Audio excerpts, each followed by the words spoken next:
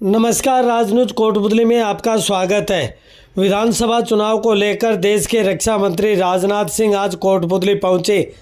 रक्षा मंत्री कस्बे के डाबला रोड स्थित कृपा के तिबार के पास सत्यम गार्डन में करीब 1 बजे कोटपुतली पहुंचे। भाजपा प्रत्याशी हंसराज पटेल के समर्थन में विशाल विजय संकल्प सभा को संबोधित किया। रक्षा मंत्री दिल्ली एयरपोर्ट से हेलीकॉप्टर द्वारा कोटपुतली स्थित राजकीय LBS PG महाविद्यालय में बनाए गए हेलीपैड पर उतरे। भाजपा कार्यकर्ताओं के पदाधिकारियों ने उनका स्वागत किया। इसके बाद राजनाथ सिंह कार्यक्रम स्थल पहुंचकर विशाल जनसभा को संबोधित किया। रक्षा मंत्री ने जमकर कांग्रेस पर निशाना साधा। सभा को संबोधित करने के बाद दोपहर करीब 2 बजे छापरा के लिए प्रस्थान किया। राजनाथ सिंह के कोटपुतली आगमन पर कार्यकर्ताओं व क्षेत्रवासियों में अपार जोश देखने को मिला। सभा में जनसैलाब उमड़ा। वहीं पुलिस प्रशासन की व्यवस्था भी चाक-चौबंद रही। कार्यक्रम स्थल समेत डाबला रोड में हेलीपैड पर जगह जगह पुलिसकर्मी तैनात रहे।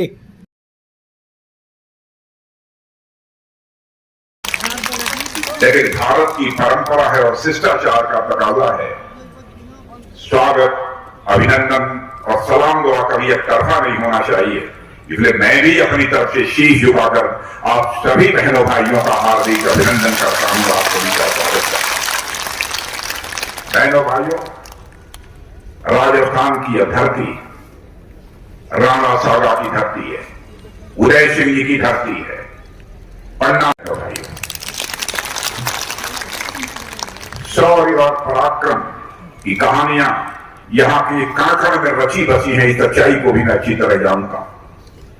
आज आपके बीच चुनाव के लिए आया हूं। वैसे तो हर चुनाव का एक अपना महत्व होता है, परंतु इस बार का चुनाव मैं मानता हूं कि पहले हुए चुनावों से यह सर्वथा भिन्न है। इस बार का चुनाव हो रहा है तो राजस्थान को बचाने का चुनाव हो रहा है। राजस्थान को बचाने की बात मैं इसलिए कर रहा हूं कि 5 वर्षों में यह प्रदेश विकास की राह छोड़कर बर्बादी की राह की ओर बढ़ चला है और इस संकट से इस राजस्थान को कोई बचा सकता है तो राजस्थान की जनता ही बचा सकती है। कानून और व्यवस्था के गंभीर प्रश्न खड़े हो गए। माताओं बहनों की इज्जत और अस्मत सुरक्षित नहीं रह गई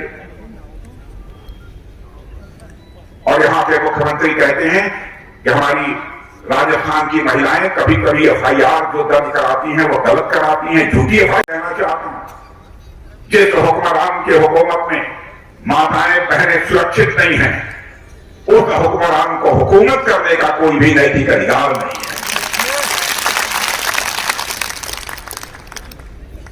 कानून और व्यवस्था के हालात बद से बदतर हो गए हैं। मैं देख रहा था नाम, मैंने पूछा कि गंभीर हत्याएं जो राजस्थान में इस कांग्रेस की सरकार आने के बाद हुई है कौन कौन सी है। उदयपुर में कन्हैया लाल का गला काट दिया गया,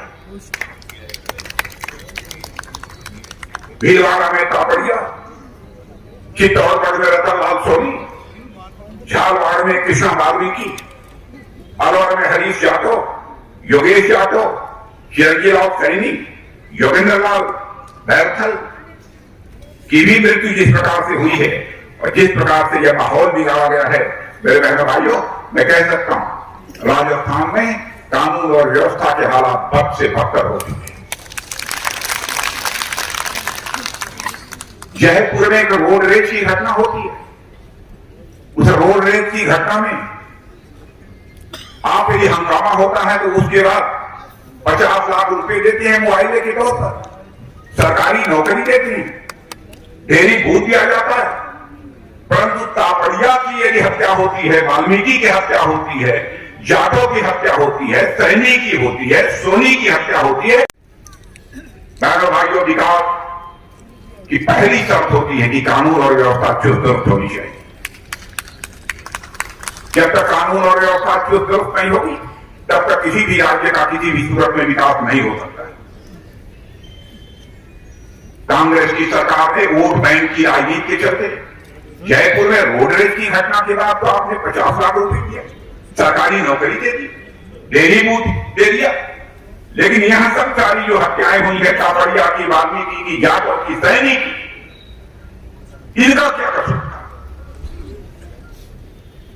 इनको ये नहीं दिया जाना चाहिए?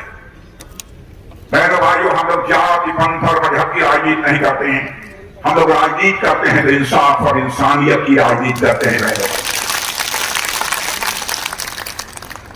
सांप्रदायिकता की आग आप कहते हैं बराबर यहां सुलगती रहे, चलती रहे। मैं आने का और इस राजस्थान के लोगों पर हुकूमत करने का अवसर मिल जाए, करोगी।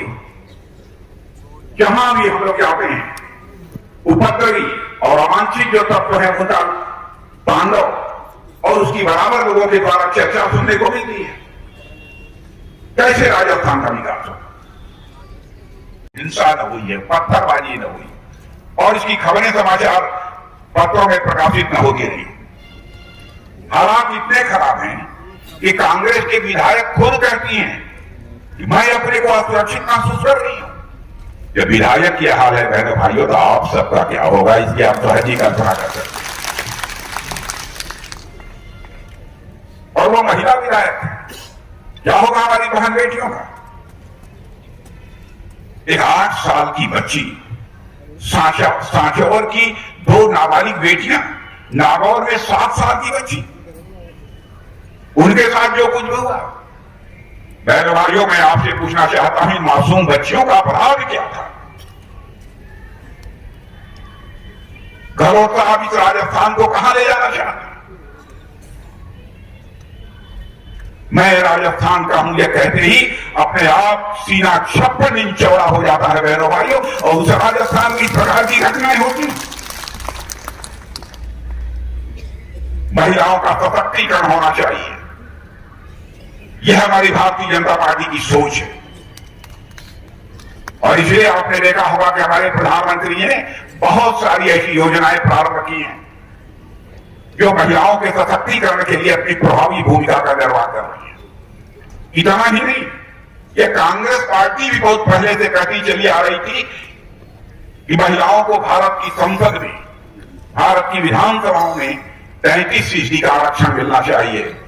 30 वर्षों में जिस काम को नहीं कर पाए, हमारे प्रधानमंत्री नरेंद्र मोदी जी ने संसद का विशेष सत्र बुलाकर बहनों भाइयों एक चुटकी बजाते हुए 33% आरक्षण हमारे माताओं और बहनों को दिया।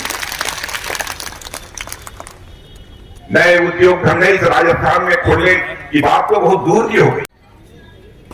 सरकार नाम की कोई चीज नहीं है यहां पर, मुझे तो ऐसा लगता है। गहलोत साहब इस राजस्थान को आप कहां ले जाना चाहते हैं? यहां पर बड़ी संख्या में नौजवान मौजूद हैं। आप नौजवानों से मैं पूछना चाहता हूं कि इस कांग्रेस की सरकार ने आपके लिए क्या किया? कुछ नहीं किया। और मैं याद दिलाना चाहता हूं, यही कांग्रेस पार्टी चुनाव के पहले इन्होंने वादा किया था, यदि हमारी सरकार बन जाएगी या तो नौजवानों के हाथों को हम रोजगार मुहैया कराएंगे, यदि हम नहीं करा पाए तो उन्हें हम बेरोजगारी भत्ता देंगे। मैं आपसे पूछना चाहता हूं, क्या आपको बेरोजगारी भत्ता यह कांग्रेस की सरकार दे रही है? इनके भविष्य के साथ खिलवाड़ हो रहा है, पेपर लीक होता है। बहनों भाइयों, हम लोगों की भी यहां ये हुकूमत है,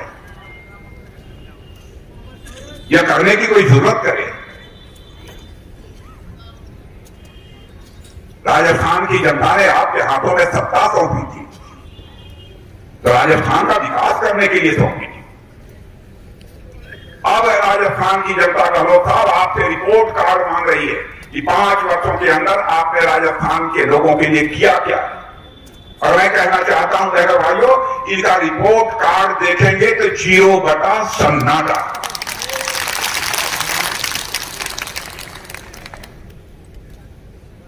अब आपने देखा होगा कि जबकि हमारे प्रधानमंत्री ने जितना जो भी आवश्यक था राजस्थान के विकास के लिए, वह देने में रंच मात्र भी कोताही नहीं की। अभी हाल की घटना है, उदयपुर में आए थे एयरपोर्ट के टर्मिनल का, नए टर्मिनल का शिलान्यास करने की। राजस्थान में पानी का संकट है।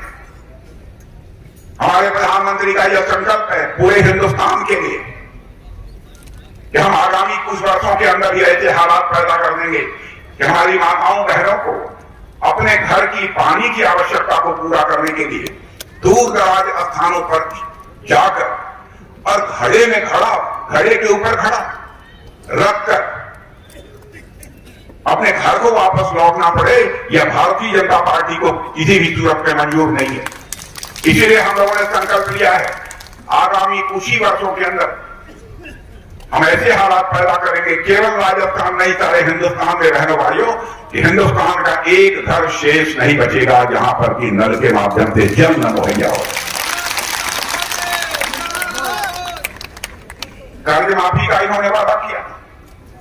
मैं आपसे पूछना चाहता हूं, कर्ज माफी आप सब लोगों की करनी कांग्रेस की सरकार की कि नहीं किया? मोटे अनाज खरीदने की बात उन्होंने कही थी, बाजरा, आपका बाजरा यहां पैदा होता है कोटपुतली में नहीं? बाजरा बिक रहा है। लेकिन देखिए हमारे प्रधानमंत्री जी, अब यह काम तो राज्य सरकारों का है, केंद्र सरकार इस काम को नहीं करेगी। लेकिन प्रधानमंत्री ने फैसला किया कि जो मोटे अनाज पैदा होते हैं, इन मोटो अनाजों का प्रयोग खाने पीने में ज्यादा से ज्यादा किया जाना चाहिए। और G20 का एक सम्मेलन हुआ था हमारे दिल्ली में, आपको जानकर यह बेहद खुशी होगी, बहनों भाइयों, दुनिया के 20 बड़े बड़े देशों से लोग आए हुए थे, राष्ट्रपति और प्रधानमंत्री।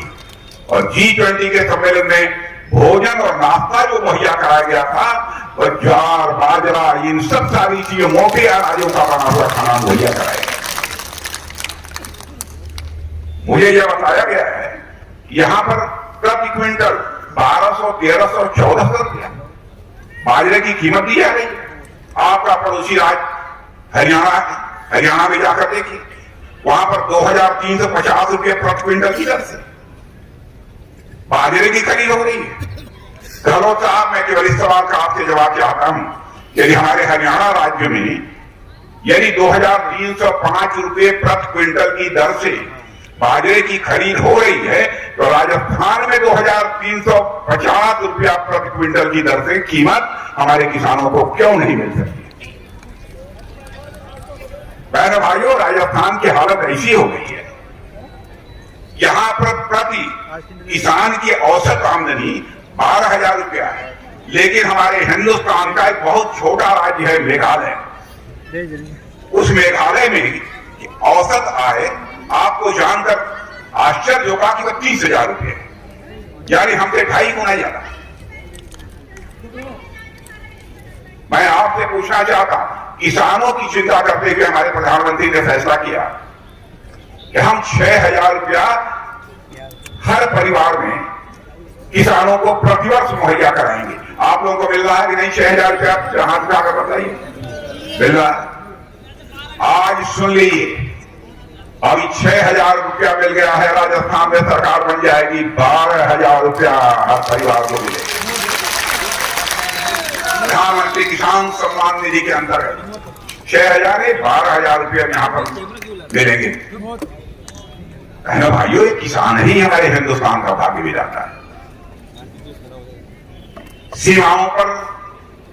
सीमाओं की रक्षा करने वाले हमारे जो बहादुर जवान खड़े हैं, उसमें 90% यदि किसी के औलाद हैं तो हमारे किसान भाइयों के औलादे हैं, जो वहां पर सीना चौड़ा करके अपने सीने का बटन खोलकर भारत की सीमाओं की रक्षा करने के लिए खड़ी। क्या क्या मोदी जी की सरकार ने किया है कि मैं सारी चीजों की मैं चर्चा करना प्रारंभ हूं, लेकिन लंबा समय लगेगा, बहुत विस्तार में यहां पर नहीं जाना चाहता। अब एक आयुष्मान भारत योजना हमारी सरकार ने प्रारंभ की, मैं समझता हूं कि इसका लाभ यहां रहने वाले लोगों को भी मिल रहा होगा। 5 लाख रुपए तक का मुफ्त इलाज। यहां कुछ लोगों को आयुष्मान भारत योजना का लाभ मिल रहा है कि नहीं? हाथ उठा के बताइए। कुछ लोगों को मिल रहा है, कुछ को नहीं मिल रहा, कुछ लोग हाथ उठा रहे हैं, कुछ कह रहे नहीं मिल रहा। अब यह हमारी राजस्थान की सरकार का दोष है, क्योंकि सीधे राजस्थान के मामले में हमारे प्रधानमंत्री हस्तक्षेप नहीं कर सकते। हमने योजना देखी, कौन कौन से इसके लाभार्थी हो सकते हैं, इसको चिन्हित करना, इनकी पहचान करना गहलोत साहब आपकी जिम्मेदारी है। आपने किया होता तो मैं समझता हूं कि राजस्थान में लगभग 33% लोगों को आयुष्मान भारत की योजना का लाभ मिल गया होता है। और आयुष्मान भारत की योजना एक ऐसी योजना है कि गरीब से गरीब व्यक्ति होगा, इलाज के अभाव में वह दम नहीं तोड़ने पाएगा। 5 लाख रुपए तक का 1 साल का मुफ्त इलाज उसका होगा इस योजना के अंतर्गत। और ये 5 लाख रुपए में उसकी बीमारी ठीक नहीं हो पाई तो अगले साल भी 5 लाख रुपए का उसका मुफ्त इलाज किया जाएगा। यह है आयुष्मान भारत योजना। एक से एक कल्याणकारी योजनाएं हमारी सरकार ने प्रारंभ की। भारत किस तरीके से आगे बढ़ रहा है हमारे प्रधानमंत्री मोदी जी के नेतृत्व में, बहन भाइयों, मुझे बताने की जरूरत नहीं। आपके क्षेत्र के भी जरूर कुछ लोग ऐसे होंगे जो दुनिया के दूसरे देशों में रहते होंगे, यानी विदेशों में, तो कहेंगे कि 2014 के पहले का भारत और 2014। बहनों भाइयों, भारत का कद सारी दुनिया की नजरों में ऊंचा उठा है। अभी मैं 2 दिन कल ही मैं जकार्ता से लौटा हूं, इंडोनेशिया से। वहां के सारे भारतवासी, लगभग 300-400 भारतवासी मुझसे मिले थे जो वहां काम करते हैं। उन्होंने कहा था यहां के सरकारों की धारणा हमारे बारे में बदल गई है और हम भारतवासियों को जो सम्मान यहां पर जो प्राप्त हो रहा था, इसकी पहले तो कभी हम लोगों ने कल्पना भी नहीं की। भारत का कद सारी दुनिया में ऊंचा हुआ।